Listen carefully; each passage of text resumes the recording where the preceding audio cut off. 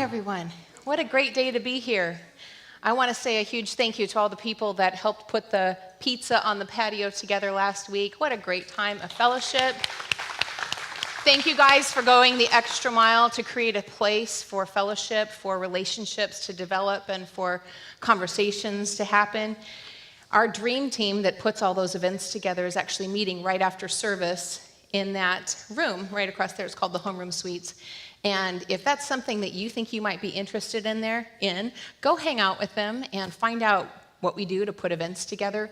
We have a great one coming up, the Fiesta on the Patio, and something that we haven't even mentioned yet, but they'll be talking about in there is the Fall Fire Fest, which happens October the 28th, and that'll be a fun night with lots of s'mores and hay rides, and hey, good to see you. Just a lot of really great stuff. So I love that they're going the extra mile to put all of these places together for people to fellowship. It's just wonderful. You know, that's why we do the gatherings, is so you can meet someone. So stay and hang around and meet someone. It's fellowship, it's meaningful. In other words, it's biblical. And I'm telling you, there's someone in this room that's praying for a new friend. They need somebody, and you might be that answer. So we are continuing with this series of healthy habits of a purpose-driven life, and this week we're going to talk about fellowship. And so that's what we're going to continue on with. Pastor Kenneth did an awesome job last week with persistent prayer. Amen? That was awesome. And if you weren't here, go watch it on YouTube. It was great. It was wonderful. Have you ever been somewhere where you could tell that you weren't what they wanted?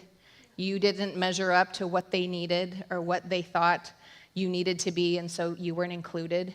Maybe it was a group that you weren't involved in. You kind of stayed, you waited for that invitation, and they never gave it to you. Or maybe it was, a club that you wanted to join, but you didn't have all the stats that they were looking for. I know what that feels like. In 2001, Kenneth came to visit us. We were living in San Diego. My husband, Louis, who's a Marine, he came to visit us. And so we said, well, let's do those fun California things. There's lots of fun things. So we said, let's go to the Price is Right. So yeah, super fun. So we're going to go to the Price is Right now. So here's some tips for you if you go to San Diego and you need to, or Los Angeles. You don't get a ticket to attend. You get a ticket to stand in line to get a ticket. That's how that works. And then after that line, you stand in line with loads of other people, and then they decide if you can go to the first taping or the second taping. And then if there isn't a huge rush of people, then you'll get in. And so that's kind of how that works. And then you go through this interview process where they just kind of come down the line and they talk to you, and they decide, if you can be a contestant. They don't randomly pull people out of a hat, just so you know. There's a system to it. Well, one of my husband, Lewis's friends, fellow Marine, had gone on The Price is Right, and he had been a contestant, and he won. And so we were, asking him, well, tell us what he do to get on, that sort of thing. He was giving us some insight. Well, he told about a guy that he had been in line in, and I'm telling you, you're in line for a really, really long time, like hours and hours. You get there at 6 in the morning, and your taping might be like at 2. So you're there for a long time. So he's in line waiting, and there's this guy behind him, and he's rehearsing again and again and again what he's going to say when he's interviewed. And he's by himself.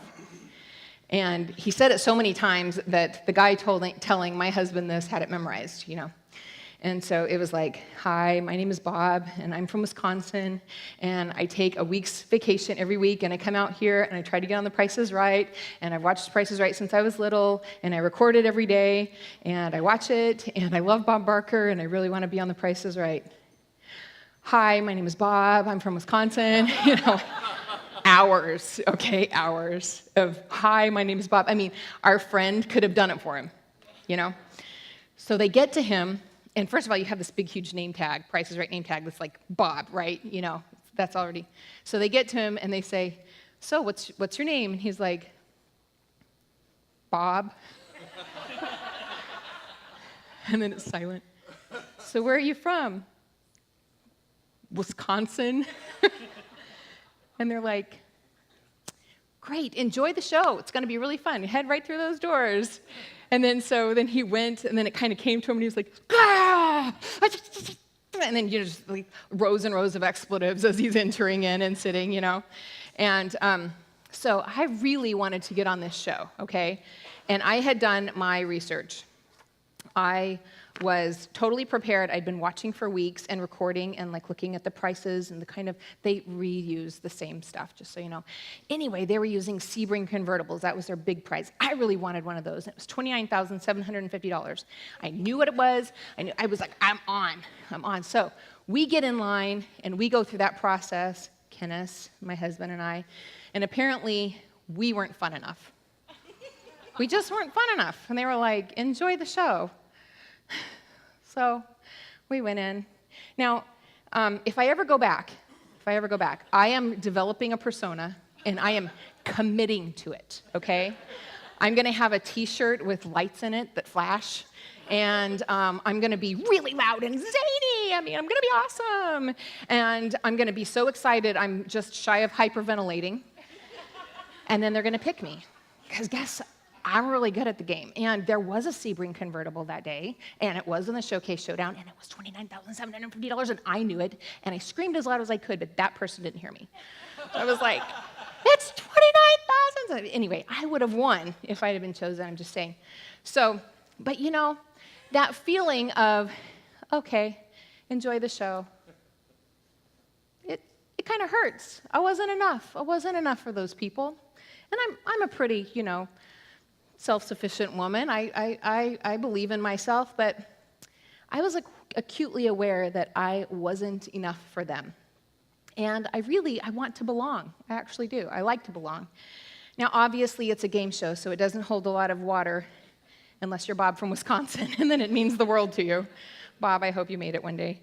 And but the theme of belonging is just this reoccurring thing that we go through in life again and again. So I know that I'm not supposed to need anyone. I keep hearing that. I'm supposed to be independent. I'm supposed to be self-reliant. I'm supposed to be totally resilient. I'm supposed to be an independent thinker, an independent learner. I'm an individualist. I'm supposed to be autonomous and liberated. I'm supposed to be all those things, right? But really, I want to belong. And all of us, since we were little, didn't you want to find that friend in class? And then you moved on and you were looking for a club and you were looking for an organization or a team. You were looking for what school to go to and what job. And we're still looking for a place because we want to belong. That's really the truth of the matter. So why do we want to belong? Because God created us that way. We were created for fellowship and for relationship. It's already inside us, this innate desire to belong. And more importantly, actually, to belong to people in the body of Christ, in God's family. That's where we're supposed to belong. Ephesians 1, verse 5, can you put that up there? Great verse. Paul writes, "And before the world was made, God decided to make us his own children through Jesus Christ. This is what God wanted, and it pleased him to do it." So that was before any of this happened. He knew, I'm going to create people, and this is going to be the plan for you to want to belong. So we have two families. The family that you were born into, it might have been great, it might have been challenging, but you were born into that family. And then we have our spiritual family, the one that God places us specifically in. So there's two different families. When we were growing up in Utah, we lived there for 12 years. And my parents pastored a church there. We were far, far away from family. Our church was our family. They became our family. We moved to St. Louis when I was 13. Our church was our family. And when I was 20, I got married, and I moved away from my wonderful natural family, and I married my husband, and I married the Marine Corps. And don't let anyone tell you that you haven't married the Marine Corps or whatever branch of service you were in. If you're the spouse, you are also married to that. And so we started our journey of realizing that Christianity is not just believing, it's belonging. And I started to understand that there was a place for me to belong, and it had more to do than just whose daughter I am with my dad. It had more to do with whose daughter I am. And there was a place for me. So for those 19 years, I was not without family. I had a family. I had a community that loved me, that cared for me. I had relationships and friendships. I had my spiritual family. So God, he loves it. He loves seeing all his kids getting together, being together, loving him and loving one another. That's what he loves. He loves it so much that he sent his only son here so that it could happen. Jesus was so committed to it that he was obedient to the cross so that it could happen for me and you. In fact, the night that Jesus was going to be betrayed, he's having his final Passover meal with the disciples, and Judas had left. He was going to go betray Jesus, and Jesus looked at them, and he gave his final instructions to them. And we have them written down in John 13. John 13, 34, and 35. Let's look at that. He says, "So, now I give you a new commandment. Love each other, just as I have loved you. You should love each other. Your love for one another will prove to the world that I am your disciples." Okay? But wait a minute. Love one another? Is that really a new commandment? Is it new? I mean, he had spent time with the Pharisees in the temple that week, and they had tried to catch him. They were asking him, well, what is the greatest commandment? And he answered to them, love the Lord your God with all your heart, soul, mind, and strength, and also love your neighbor as yourself. So why is this new? Well, this is new because there's new conditions that measure love. It's a new condition. Now we're to love one another as Jesus loved us. My love for I want to be loved, so I treat someone else good because I want to treat them how I treat myself. That's not the standard any longer. New standard. Love them the way I'm receiving love from the Lord and what he did for us. That is completely sacrificial love. It is entire love. It is altogether love. And that is the way that Jesus loved the disciples.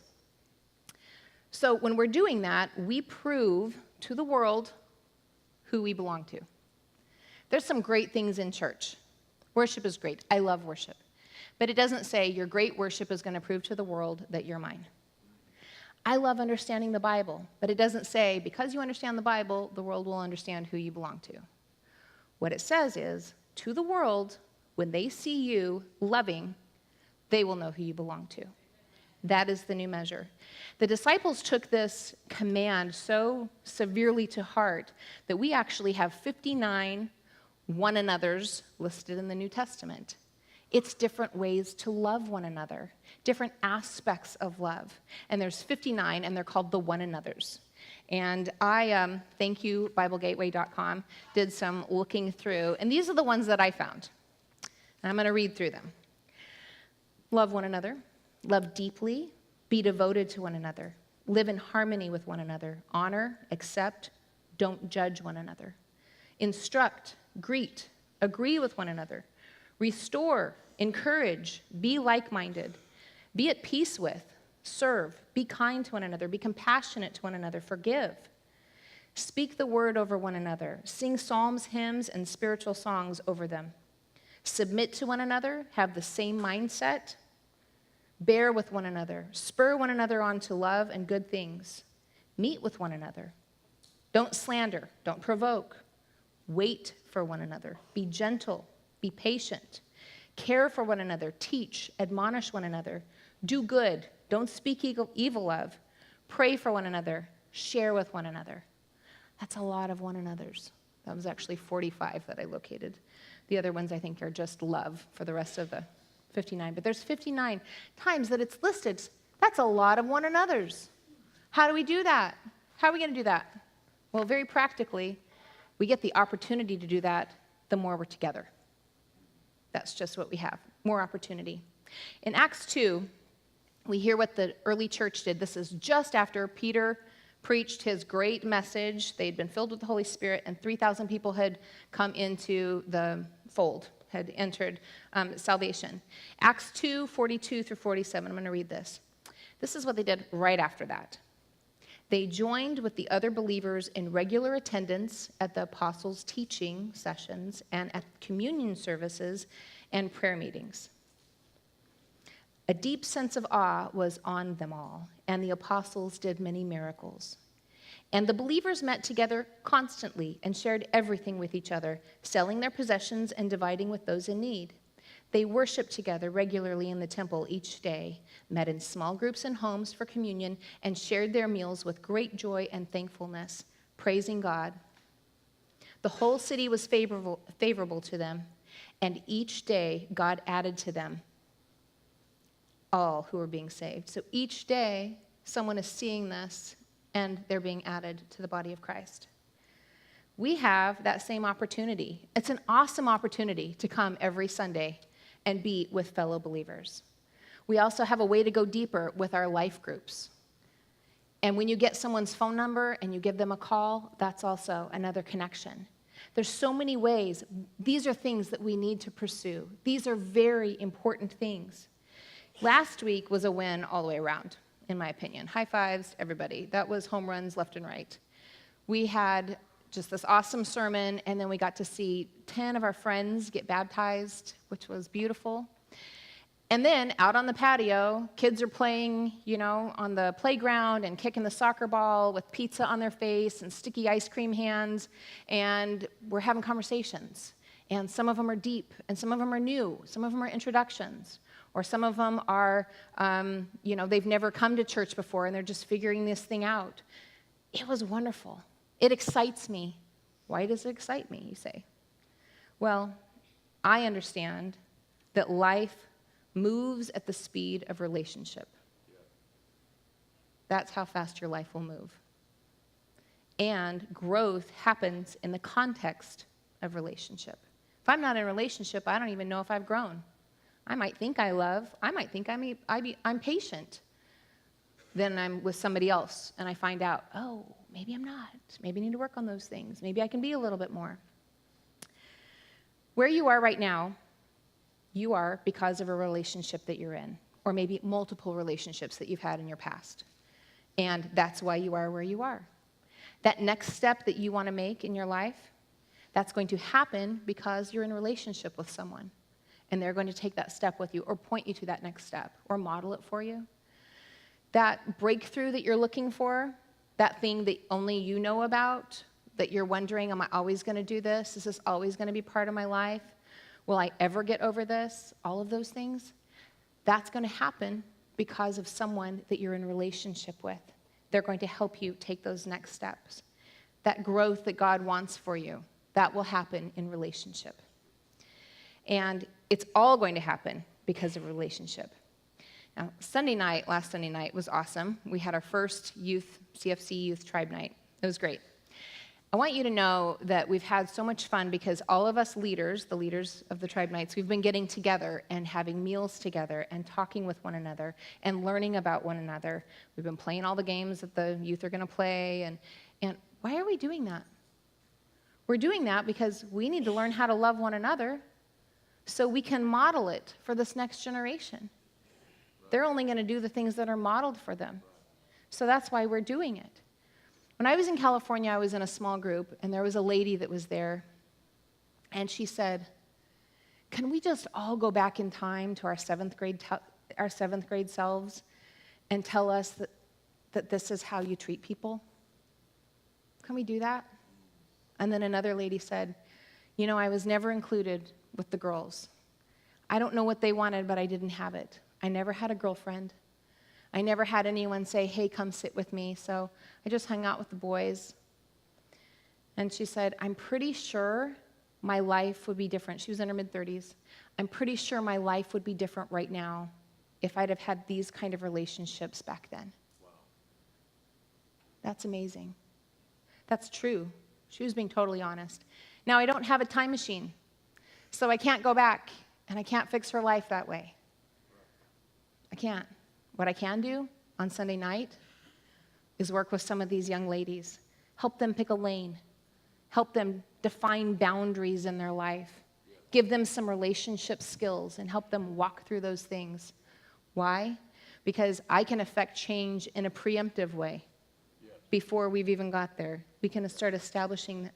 I'm going to tell you what, that is time well spent in God's economy. Well spent. It is important for us to do those things. Brent Napton, he's right over here, and Trent Barnes, they're right over there. They're getting together on Wednesday nights in that room right across the hall for men.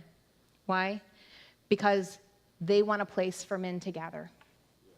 These are quality men. They were so excited setting everything up on Wednesday. It just put a smile on my face seeing them set everything up. They were excited for those men that were going to be coming. I'm going to tell you what, we have an epidemic right now. Men are lonely. Men don't have friends. Men go through life alone. They have to be independent, self-sufficient, financially stable, all of those things by themselves. And these two quality people are putting in the time for a place, for a relationship to happen, for the command to love Jesus, to love one another like Jesus loved, to take place. It's wonderful. On Thursday night, we have another group that's getting together. It gets together once a month, and it's just a ladies' fellowship night. It's at a different home in the area. It's fellowship, friendship, talking to one another, eating a little bit, time to share our hearts to whatever level we want to, pray together. And it's open for anyone, and you can go on christfamily.tv, and you can see it, and you can come. And my number's there, and you can call me. I'm giving you permission. No one's ever really abused that. So I give you permission to give me a call. It is something that women need, because guess what? Women are also alone. There are a lot of life groups. There's other ones for women. There's prayer life groups. There's some that people are doing community service. There's some fun ones with games. There's men life groups. There's older people life groups. There's so many more that we actually need, and so maybe that's you. Maybe you're like, you know what, I could do something. Yeah, you could, because we need all of these opportunities. And we just started the life groups so that you can hop right on in. The water's still warm, and they have nothing set. It's just right there ready for you. Jesus told, after the command, I can see that he realized their frailties. They're the same kind of frailties that you and I have. Because maybe you say to yourself, you know what, I don't have time.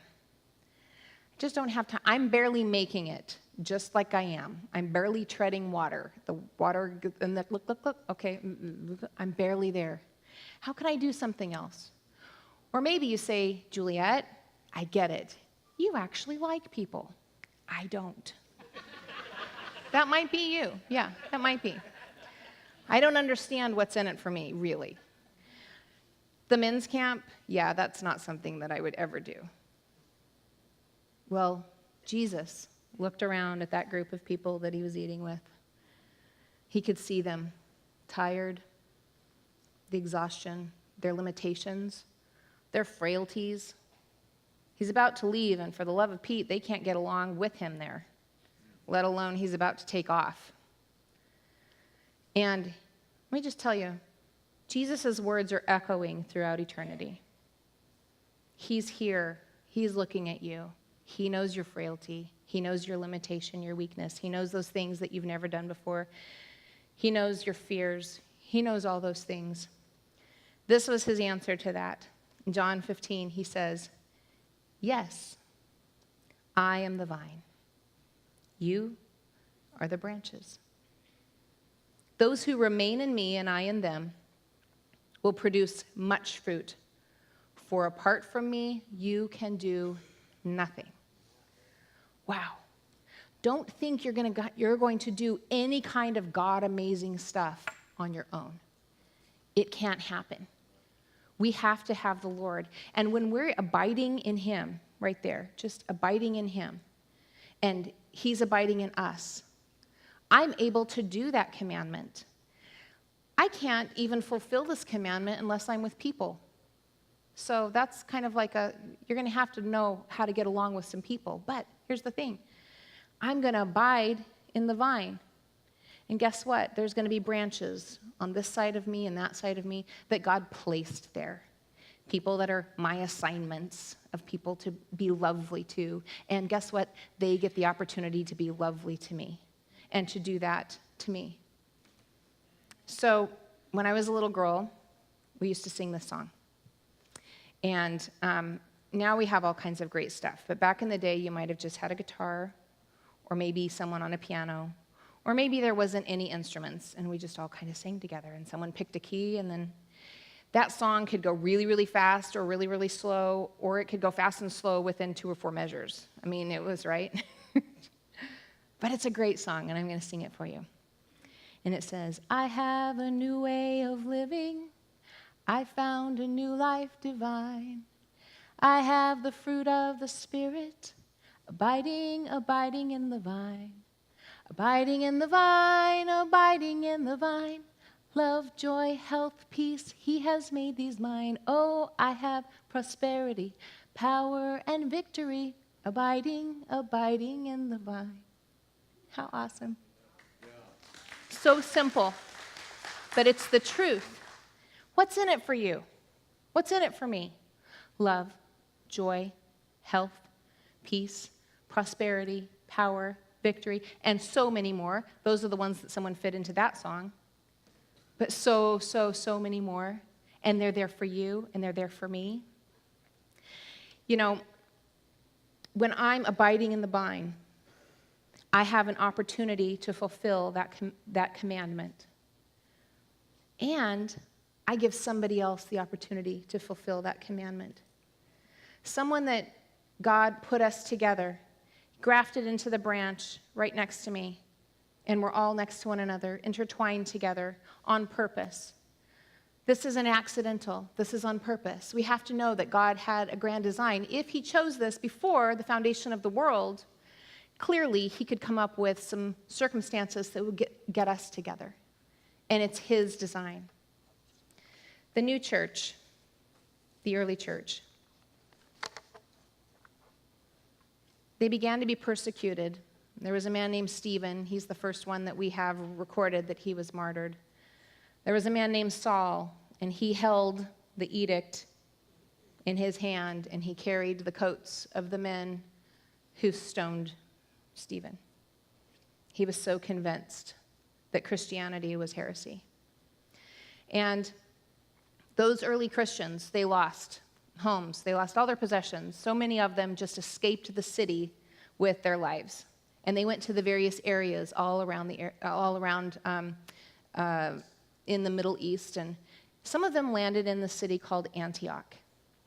Antioch was a city, and in that city, they decided, I wonder if we should tell this good news to the Greeks also. Because before, they just were going to tell it to the Jews.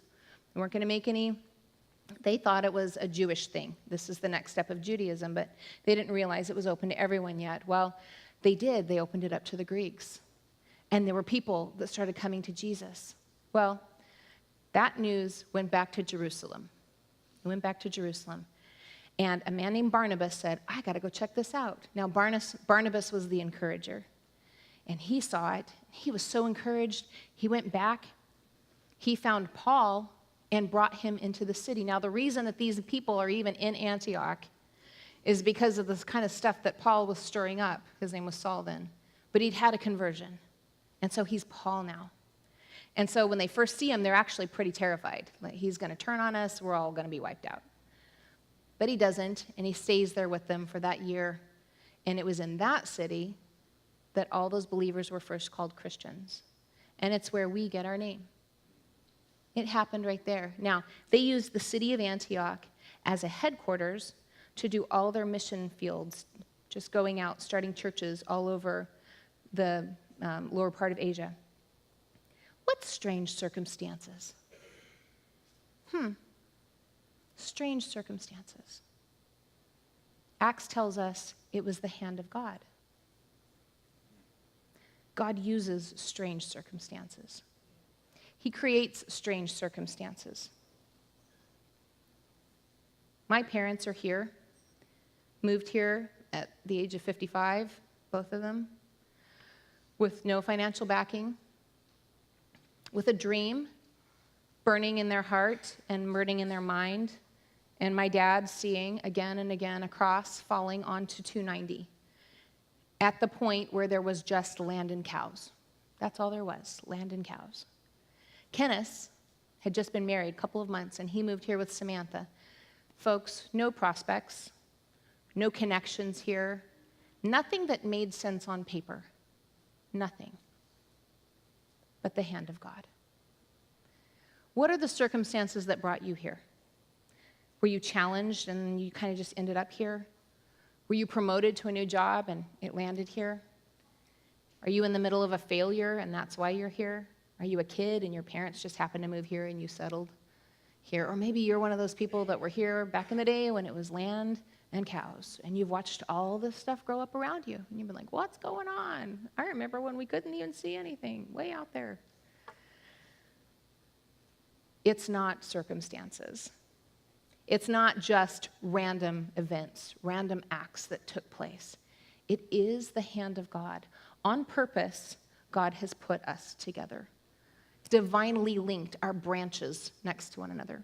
We're linked together, you know when you put a Christmas tree together, put those branches into the Christmas tree, you've got to put all the red together. They all fit, and then the blue fit together. They all fit. There's a place, and God did that, and they're all kind of intertwined, and then you look back, and you can't tell that there's all of this pole in the middle because, hey, it's kind of all flourished nicely. That's what God does with us. Yes, He does. That's what He's doing with you. You're here for a reason. I'll tell you why you're here. You're here because there's somebody that lives around here that thinks like coming to church is like going to The Price is Right. And someone's going to look at him and say, awesome. Okay, enjoy the show. Yeah. You're here because someone lost a loved one, and they're going to do all of those firsts by themselves, and they're afraid, but they're not going to because you're going to be there, and you're going to do those firsts with them. You're here because there's a marriage that's failing. It's loveless. And there's a couple of people that need to see what authentic, loving, caring, sacrificial marriage looks like, and they're going to see it in your marriage, and you're going to help save them. You're here because there's a parent that did everything right, and for whatever reason, their kid is on a rocky road, and they don't know what to do, and you're going to be here with them. And 100 more stories. And that's why you're here. Kenneth used to say, when they started, when it was just a few people, 5 people, sometimes 6 people, and every Sunday I would call, hey, Mom, how many today? We had 32. Oh, awesome. The next week, 27. Oh, well, it's okay. It's all right. All of that happening. And Kenneth used to say, we can't do everything, but we can love. And what a great thing, because that's how the world will know that we belong to Him anyway. You can't fail with love. Love never fails. Love never fails. What's your challenge? Love never fails. What are you concerned with? Love will never fail. Love never fails. Hebrews 10:24, and I'm going to close with this, Kenneth, so you can come on up. It says, let us consider how we may, let us consider. What does that mean? Let's think about it. Let's come up with some plans. Let's put the pizza on the patio out there. Let's do the fiesta together, and let's have nachos and tacos. Let's have some life groups. Let's consider it. How can we do that? Let's consider how we may spur one another on toward love and good deeds. How can we do that? Let's consider it. Not giving up meeting together, that's the way not to do it. So he's taking that away. All right, that's one of the things not to consider. Don't give up meeting together, as some are in the habit of doing, but encouraging one another. And all the more as the day is approaching. All the more as the day is approaching. I'm going to tell you, you're an answer to prayer. Yes. You're here because God, in His infinite wisdom, looked into the future, would have been the future for us, and He went ahead and started establishing something for people that weren't even here yet. You're probably living in a house that wasn't even built when the dream was put into my dad's heart. And yet you're here. And God's done this with our lives and this with our hearts. And we have all these branches together. And we have the opportunity to obey His commandment. It's Jesus' commandment. Let's obey it. Let's do it. God loves us. And He wants us to love one another. That's the whole purpose of coming. That's the whole purpose of the cross. That's it, so that we can all be together. You are made to belong. I'm going to tell you, there's a place to belong here. There's a spot for you. If you don't know where it is, it's here. there's a spot for you. So I just want to encourage you that that is exactly God's plan, to build us up, to have us love one another, to care for one another. There's a dying world that's out there. There's a lonely world that's out there, and it's so attractive to see people loving one another.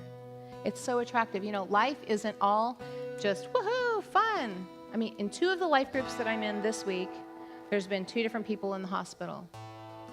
And what I've seen is phone calls, texts, people visiting, people praying for, people caring for, bearing with one another during the hard times. That's part of it too. And when you're going through the hard time, you've already got that relationship. Someone's right there with you. And in both of those instances, we've had miraculous outcomes. In both of them, we've had miraculous outcomes. God is here. Would you stand with me?